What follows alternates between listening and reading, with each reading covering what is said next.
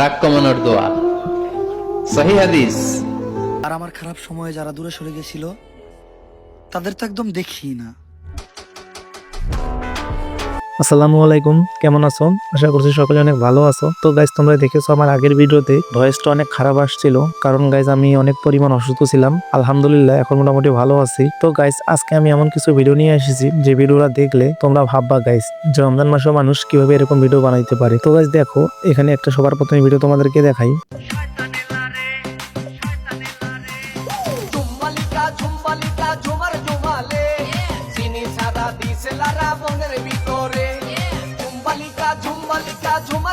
আমি শুনেছি রমজান মাসে নাকি শয়তান বন্দী হয়ে থাকে। তাহলে গাইস, এদেরকে কোন শয়তানে লাগতেছে? এরা গাইস রমজান মাসে এরকম ভিডিও আপলোড করতেছে, এদের মানে একটু শরম লজ্জা নাই? তো গাইস চলো এখন কিছু ওমর ভাইয়ের কথা শুনে আসি।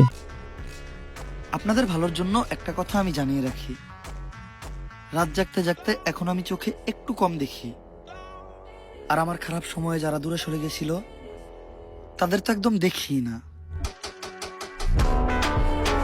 তো গাইস, দেখতেই পেলেন ওমর ভাই কি বললো। তো গাইস, পার্সোনালি ওমর ভাইয়ের ভিডিওগুলো আমাকে অনেক ভালো লাগে। তো গাইস, এখনই ভিডিও থেকে বের হয়ে যাবেন না, কারণ লাস্টে একটা মজাদার ভিডিও আছে, যেটা দেখে অবশ্যই আপনি তারপর ভিডিও থেকে বের হয়ে যাবেন। তো গাইস চলো এখন দেখা যাক বেদের মেয়েরা কি বলে। আপনাদের বেদের ইয়াতে একটা ছেলে 3-4টা করে বিয়ে করে কেন?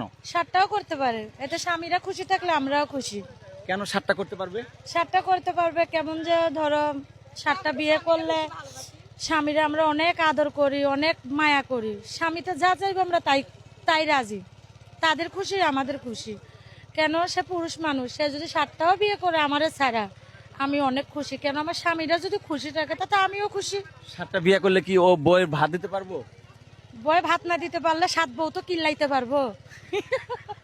আপনি যদি জীবনে 2-3টা বা 5-6টা বিয়ে করতে চান, তাহলে অবশ্যই বেদের মেয়েদেরকে বিয়ে করবেন, কারণ তারা নিজেরাই বলতেছে যে স্বামী নাকি 7-8টা বিয়ে করলেও তারা মন খারাপ করে না, বরং স্বামীকে আরো ভালোবাসেন। তো গাইজ, এখন দেখবো বাংলার হিরো, সে নাকি মুভিতে কাজ করবে, থরস অফ বিল্লাল। তো গাইজ চলো তার একটা ভিডিও দেখে আসি।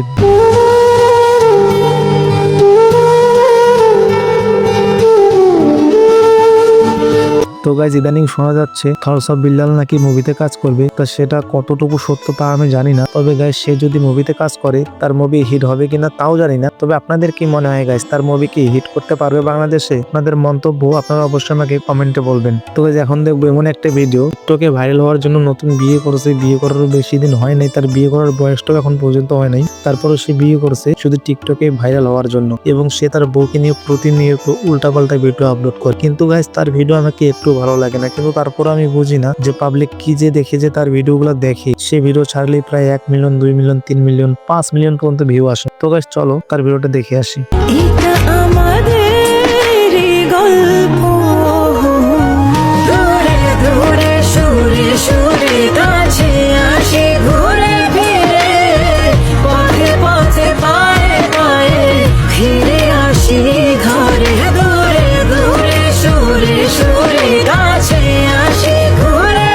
তো গাইজ দেখতেই পেলেন। তো গাইজ আপনাদের অপেক্ষা করাবো না। তো গাইজ আমরা কিন্তু অনেকেই মাথা গরম করি, খুব রাগ হই। তো গাইজ আপনাদের জন্য লাস্ট এই ভিডিওটা।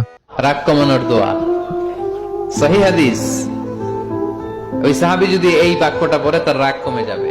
বাক্যটা হচ্ছে আউযু বিল্লাহি মিনাশ শাইতানির রাজিম। বিতাড়িত শয়তানের কাছ থেকে আল্লাহর কাছে পানাহ চাচ্ছি, প্রোটেকশন চাচ্ছি। বলতে দেরি, রাগ থামতে দেরি হবে। তো গাইজ দেখতেই পেলেন। আশা করছি আজকের ভিডিওটা ভালো লাগছে। তো গাইজ ভিডিওটা ভালো লাগলে ভিডিওতে লাইক দিয়ে চ্যানেলটি সাবস্ক্রাইব করবেন, এবং আমাকে ছোট ভাই হিসেবে অবশ্যই সাপোর্ট করবেন।